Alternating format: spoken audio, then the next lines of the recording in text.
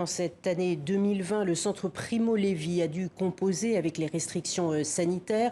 Le centre Primo Levi, c'est en France la plus importante structure spécifiquement consacrée aux soins et au soutien des personnes victimes de torture et de violences politiques. Alors en ce 26 juin, journée internationale leur est consacrée. Bonjour Hélène Bonvalot, merci d'être avec nous. Vous êtes la directrice générale du centre Primo Levi. Vous publiez aujourd'hui votre rapport pour l'année écoulée, donc l'année 2020, une année qui a été bouleversée pour nous tous et pour le centre Primo Levi par le Covid. Expliquez-nous comment l'irruption de la pandémie a été vécue chez les patients qui sont traités dans votre centre. Bonjour. Merci beaucoup. Effectivement, l'année 2020 a été une année particulièrement compliquée pour les personnes exilées que nous accueillons au centre Primo Levi. Le centre Primo Levi, c'est un centre de soins qui accueille chaque année et qui soigne des personnes exilées qui ont été victimes de torture et de violences politiques. Donc plus de 400 personnes sont accueillies chaque année. Cette année 2020 a été particulièrement compliquée puisque ces personnes que nous accueillons arrivent dans un état de santé très dégradé, très fragilisé.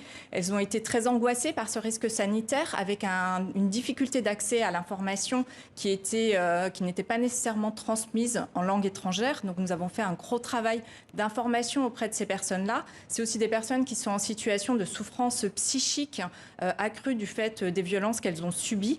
Et cette situation de crise sanitaire et notamment le confinement que nous avons vécu et notamment au printemps 2020 a été particulièrement difficile pour des personnes qui avaient déjà vécu des situations d'enfermement forcé. C'est ce que j'allais vous demander justement. Est-ce que cet arrêt du temps, cette privation de certaines libertés ont ravivé justement certaines peurs, certaines violences qu'ils ont peut-être enfuies chez les patients justement ? Oui, tout à fait. C'est des personnes qui ont été confrontées à des reviviscences traumatiques particulièrement difficiles, douloureuses. Certaines personnes ont présenté des situations de décompensation. Il a fallu être très présent vis-à-vis de ces personnes-là sur l'année 2020, malgré les restrictions liées à la crise sanitaire.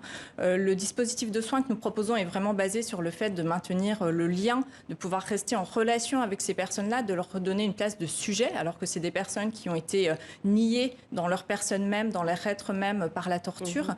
Et donc nous avons fait un gros travail effectivement pour rester en lien avec ces personnes, pour maintenir la relation malgré la crise sanitaire et pour leur permettre de dépasser et de traverser cette période aussi bien que possible. Le centre Primo Levi travaille avec des psychiatres, avec des psychanalystes, des anthropologues, des neurologues, des spécialistes du sommeil même. Est-ce que chaque trouble nécessite une réponse précise d'un professionnel qui a été formé aux exigences des personnes qui ont souffert de torture ou de violences politiques ? Oui, tout à fait. Nous proposons une prise en charge pluridisciplinaire. C'est la grande force du centre Primo Levi. Ça permet de proposer une prise en charge globale à ces personnes, de les considérer vraiment dans les différentes dimensions de leur personne, dans les différentes dimensions de leur vécu et de leur souffrance, en proposant, et ça permet également dans chacun de ces espaces d'avoir une prise en charge particulièrement approfondie, que ce soit sur les aspects médicaux, que ce soit sur les aspects psychologiques, kinésithérapeutiques et également au niveau social et juridique, puisque la plupart de ces personnes-là viennent solliciter l'asile sur le territoire français pour échapper aux violences et aux menaces qu'elles ont subies. D'où viennent-elles ces personnes principalement? D'Afrique subsaharienne, du Bangladesh également, d'Afghanistan? Tout à fait. Les personnes que nous accueillons sont en grande majorité issues d'Afrique subsaharienne, beaucoup de République démocratique du Congo, également de Côte d'Ivoire, de Guinée. Nous accueillons également beaucoup de personnes qui viennent de Tchétchénie, qui viennent d'Afghanistan, effectivement. Et en cette année 2020, nous avons accueilli des personnes de 48 nationalités différentes. Donc, c'est vous dire la diversité des situations que nous accueillons. Avec comme grande force pour nous de pouvoir les accueillir dans leur langue maternelle, ou en tout cas dans la langue qu'elles nous indiquent, puisque nous travaillons avec des interprètes professionnels qui permettent une prise en charge, un soin qui est particulièrement adapté au plus près de leur réalité. Y compris pour les mineurs non accompagnés qui arrivent de votre centre ?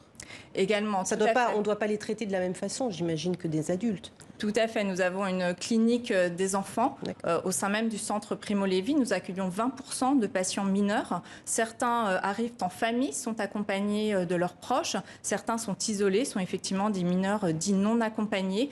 pour une part, et effectivement, nous adaptons le dispositif de soins avec une temporalité qui est un peu différente. Nous essayons de les accepter, de les accueillir dès qu'ils en formulent la demande, sans temps de délai, sans temps d'attente, pour pouvoir très rapidement leur proposer une prise en charge. Et surtout, nous travaillons en lien très étroit avec d'autres intervenants sociaux, d'autres intervenants éducatifs, avec des enseignants, avec des éducateurs et d'autres structures qui les accompagnent, que ce soit aussi au niveau de l'aide sociale à l'enfance, pour vraiment permettre une prise en charge qui soit cohérente et les aider à la fois dans leur processus de reconstruction psychique, mais également dans tout leur processus d'insertion éducative, sociale et de formation pour pouvoir envisager un avenir. La suite. Merci beaucoup Hélène Bonvalot d'être venue, directrice générale du Centre Primo Levi, en cette journée internationale consacrée aux personnes victimes de torture et de violences politiques. Merci beaucoup madame. Merci beaucoup.